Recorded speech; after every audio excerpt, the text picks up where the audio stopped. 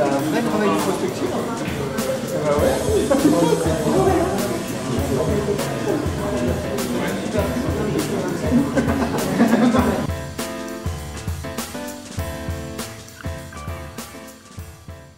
Qui était vrai, finalement elle n'est pas si vraie que ça, et la vérité se trouve plutôt à tel ou tel endroit.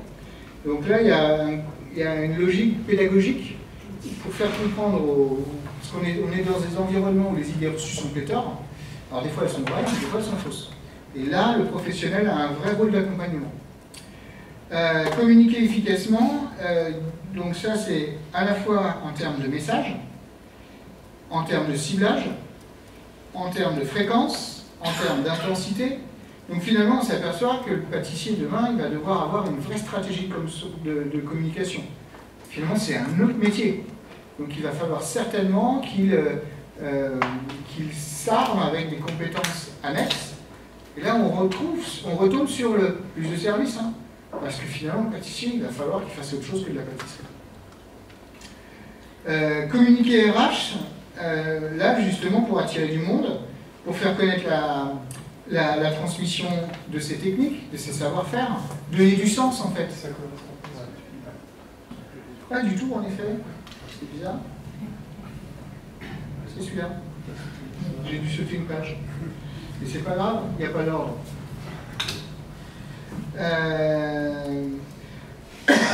Donc on est sur la transmission des techniques, des savoir-faire, et c'est donner du sens à son métier.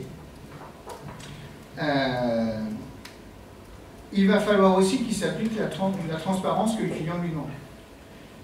Et il va falloir qu'il s'adapte à son client. C'est-à-dire qu'il propose les offres que le client attend, les goûts que le client attend.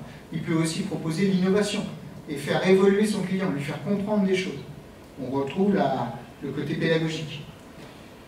Et puis, il va avoir un vrai rôle, au-delà de la pâtisserie, sur l'environnement dans lequel la pâtisserie s'achète, le lieu de vente, l'environnement dans lequel le consommateur se trouve, les informations auxquelles il a accès, etc., etc.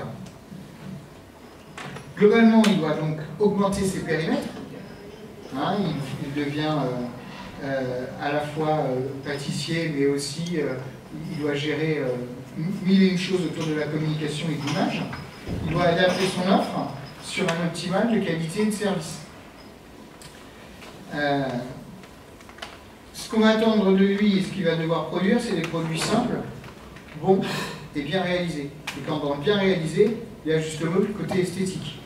Il faut que ce soit beau, et il faut que ce soit compréhensible de la part du consommateur.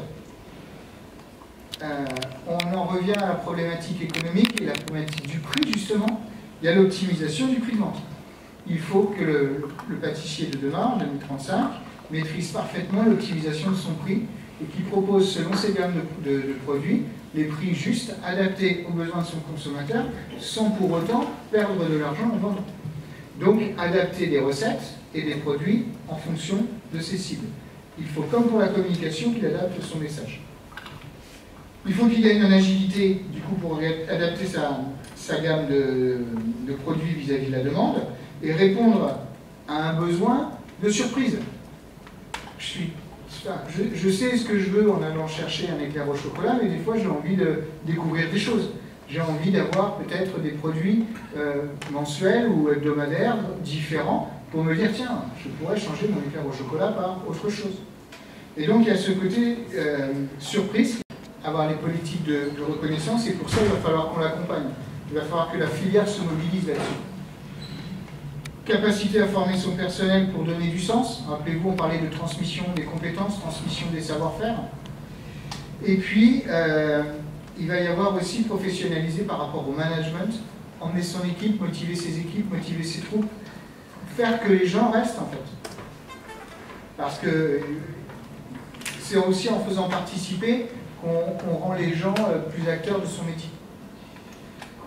Et le dernier point sur son évolution d'offre, c'est la numérisation.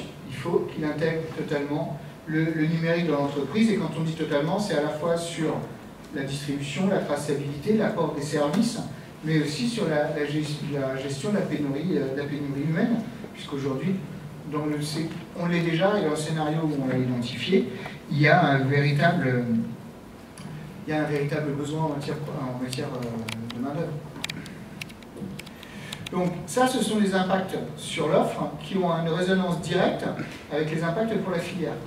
La filière va devoir demain apporter des formations à cette profession, et notamment des formations en termes de communication, des formations en termes de management, des formations sur la maîtrise des outils modernes, des outils collaboratifs.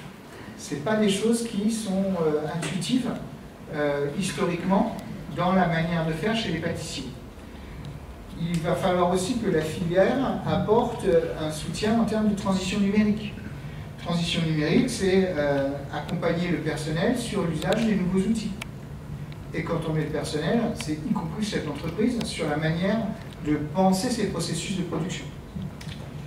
Et puis, il y a aussi la nécessité de se former avec agilité sur des modules courts, et donc de modulariser le parcours de formation. On n'est pas tous partis pour faire un CAP.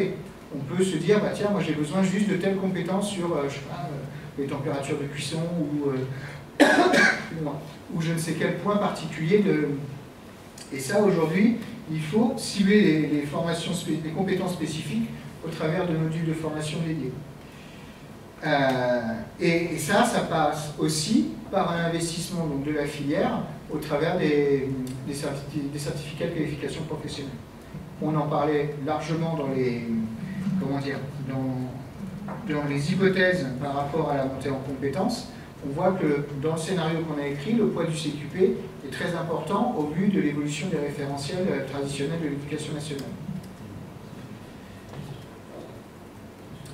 La filière doit aussi proposer des logiques d'association.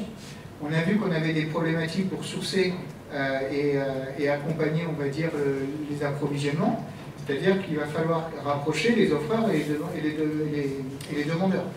Donc la filière là, a un rôle de facilitateur pour trouver des solutions d'association, que ce soit des groupements d'achats régionaux, entre filières de production, matières premières, les professionnels de la pâtisserie, et puis impliquer des cahiers des charges du coup de production amont pour que les produits qui vont arriver avec la traçabilité qu'on leur demande vont pouvoir répondre aux besoins des consommateurs qu'on va avoir en bout de chaîne. Sur la formation, on parlait de modules tout à l'heure, il va y avoir de l'individualisation. Le but, c'est pas former tout le monde sur tout, mais surtout chacun sur les compétences dont il a besoin par rapport à ce qu'il fait, par rapport au parcours professionnel dans lequel vous avez positionné. Qui dit parcours professionnel, ça veut dire monter en compétences en termes de gestion de ressources humaines. Donc vous voyez, tout ça, c'est des éléments nouveaux qui ne sont pas aujourd'hui dans le landerneau naturel du pâtissier. L'offre de formation coûts humains va permettre demain de répondre aux attentes des entreprises et du coup aux attentes individuelles des salariés. La filière va avoir oui. Vous ne parlez pas du tout de transmission d'entreprise, c'est un vrai sujet. Non, on n'a pas parlé. Artisanal, il y a un vieillissement de la population sur les chefs d'entreprise. Ouais. C'est vrai que du coup, comment est-ce que vous imaginez ça justement? Alors on n'en a pas parlé en tant que tel. On pourrait parler justement sur le sujet plus de coopération.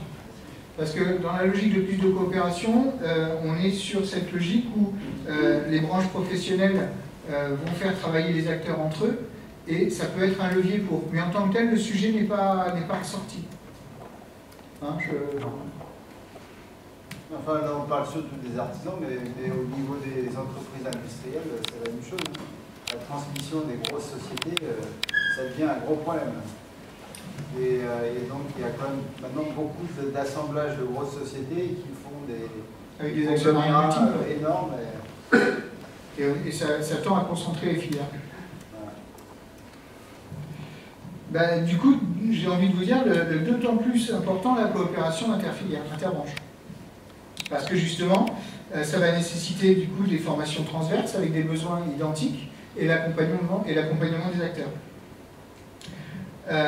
Et puis on avait souligné le soutien aux compétences spécifiques, notamment en termes de fabrication, de management, de gestion et de transmission des savoir-faire.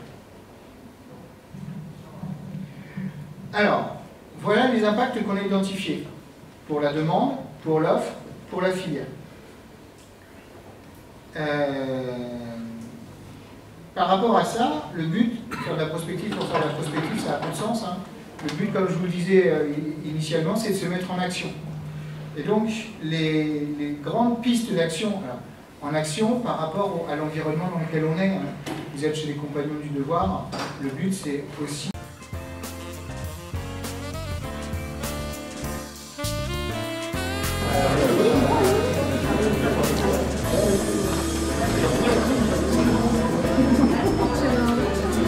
un vrai travail de prospective. Ah bah ouais.